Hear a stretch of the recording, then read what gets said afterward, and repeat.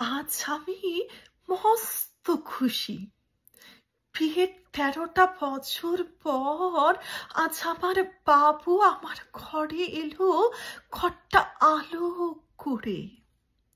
এলো না ঠিক, বলতে পারো আমরাই ওকে নিয়ে এলাম অ্যাডপ্ট করে।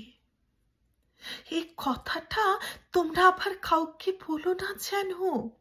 বড় হয়ে বাবু শুনতে পেলে অনেক কষ্ট পাবে সে। আমি আমার ছেলে করে তাকে সারা জীবন আগলে রাখতে চাইছি। দেখতে দেখতে বাবু আমার 6 মাস। ওকে রেখে রোজ অফিস করতে আমার লাগে হাঁসফাঁস। টাকা বড় না কোলের ছেলে, রোজ মনে এই দ্বন্দ্বটাই চলে। মস্ত অফিসার স্বামী আমার, কি হবে দিয়ে এত টাকার পাহাড়। তার চেয়ে বরং জবটা ছাড়ি, ছেলেকে মনের মতো মানুষ করি। আর যা ভাবা তাই কাজ, জবটাও ছেড়ে দিলে আজ। দিন রাত এক করে প্রিম্যাচিওর বাবুকে মানুষ করে বাবু এখন মস্ত যুবক। কত 26টা বছর আমি ভুলে গিয়েছিলাম যে আমি কে। শুধু খুশি ছিলাম এই নিয়ে আমি বাবুর মা যে।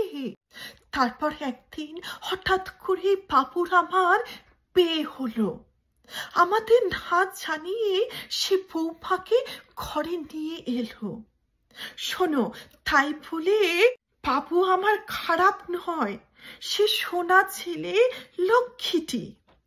বৌমা আর বুড়িমা দুজনকে খুব ভালোবাসবে, এটা দিলাম আমি গ্যারেন্টি।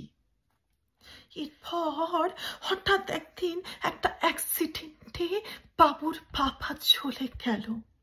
আর এত বড় শোক পেয়ে আমার মাথাটাও কেমন যেন হয়ে গেল। আমি এখন ঠিক যেন একটা শিশু, নিজেরটা নিজেই করতে পারি না আর কিছু। এদিকে আমার বাবুরও বাবু হয়েছে, সে এখন মহা ব্যস্ত যে। বউ ছেলেকে ছেড়ে মায়ের জন্য একটু সময় কোথা পাবে সে। বেলা ঘুরিয়ে দুপুর আসে, কোনো খাবার পায় না মা ভাগে। আর সকালের ওষুধ তো কোন ছাড়, ভুলেও যদি চেঁচাও বাবু বাবু বলে বেদম মার খাবে তাহলে। এ হলো স্ট্রিক্ট অর্ডার আমার বৌমার। হঠাৎই একদিন খিদের জ্বালায় বাবু বাবু বলে মা চেঁচায়। সেদিন আর যাবে কোথায়?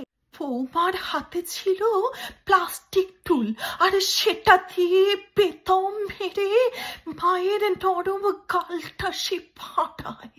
মায়ের গালের রক্ত আর চোখের জল ঝরে পড়ে অঝরে। আর ঠিক তখন পাশের ঘরে বাবু তার বাবুকে নিয়ে সে কত আহ্লাদ করে। কানে সে এখন তুলো খুঁজেছে, চোখে পড়েছে ঠুলি। যতই মায়ের রক্ত ঝরুক, বৌমা মাকে দিক গালে।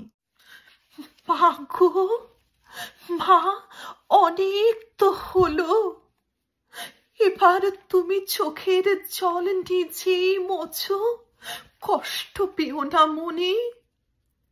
জানবে সময়ের বিচার দেবে, যেদিন ওই বাবুর বউ আসবে তোমার এই স্থানে।